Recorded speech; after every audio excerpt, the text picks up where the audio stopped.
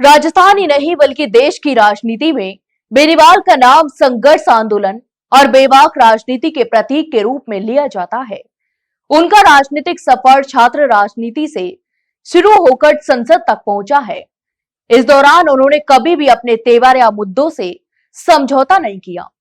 सत्ता व्यवस्था और प्रभावशाली वर्ग के खिलाफ खुलकर बोलना ही उनकी सबसे बड़ी पहचान रही है। आपको बता दें कि बेनीवाल का आज जन्मदिन है और उन्हें ढेरों बधाइयां और शुभकामनाएं भी मिल रही हैं। यहाँ तक कि उनका नाम इस समय सोशल मीडिया पर वायरल भी हो रहा है।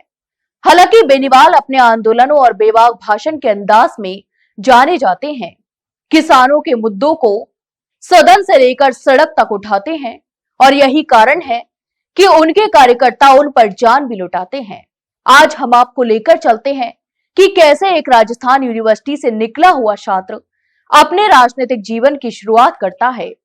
देखिए, सबसे पहले उनकी राजनीतिक सफर के बारे में बात करते हैं। आपको बता दें कि बेनीवाल ने पढ़ाई के दौरान ही छात्र राजनीति में सक्रिय हो गए थे और छात्र संघ चुनावों में हिस्सा भी लिया था।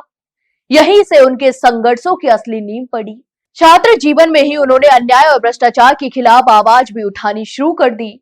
यही कारण रहा कि वे युवाओं के बीच तेजी से लोकप्रिय हुए। हालांकि उनके तीखे तेवरों के चलते कई बार विवाद भी खड़े हुए हैं। इसके बावजूद उन्होंने कभी अपने विचारों से पीछे हटना स्वीकार नहीं किया। वर्ष 2008 में बेनीवाल पहली बार राजस्थान विधानसभा के सदस्य बने। इसके बाद 2013 में उन्होंने निर्दलीय उम्मीदवार के रूप में विधानसभा चुनाव जीतकर अपनी राजनीतिक ताकत का एहसास कराया। इस दौरान वे किसान आंदोलन, आरक्षण, युवाओं के रोजगार, नशा मुक्ति और भ्रष्टाचार जैसे मुद्दों पर लगातार मुखर रहे। सरकार और प्रशासन के खिलाफ सड़कों पर उतरकर आंदोलन करना उनके राजनीतिक चरित्र का अहम हिस्सा भी बन गया। वे ऐसे नेता के रूप में उभरे जो सत्ता से सीधा सवाल पूछने से कभी नहीं डरता।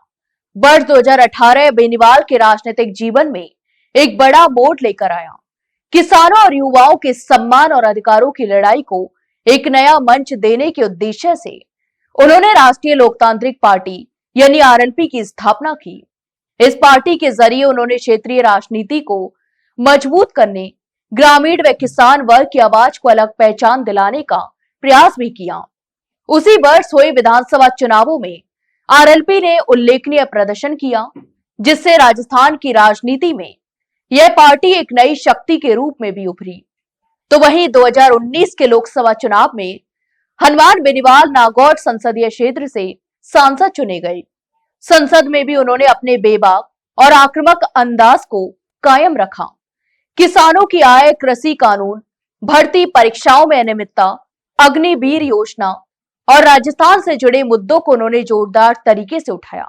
सत्ता पक्ष हो या विपक्ष हो, वे हर उस मुद्दे पर सवाल खड़े करते नजर आए जो आम जनता से जुड़ा हुआ था। अक्सर यह चर्चा होती रही कि सांसद बनने के बाद नेता जनता से दूर हो जाते हैं, लेकिन 2024 के लोकसभा चुनाव में जनता ने बेनीवाल को दोबारा चुनकर संसद में भेजा।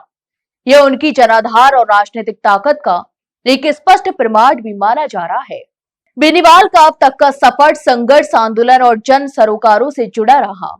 सादा जीवन, स्पष्ट भाषा और जमीनी मुद्दों पर निरंतर सक्रियता ने उन्हें एक अलग पहचान भी दिलाई। आज भी वे किसानों, युवाओं और ग्रामीण समाज के हितों के लिए संघर्षरत हैं। राज्य से लेकर केंद्र की राजनीति तक वे एक प्रभावशाली और चर्चित जननेता बने हुए हैं।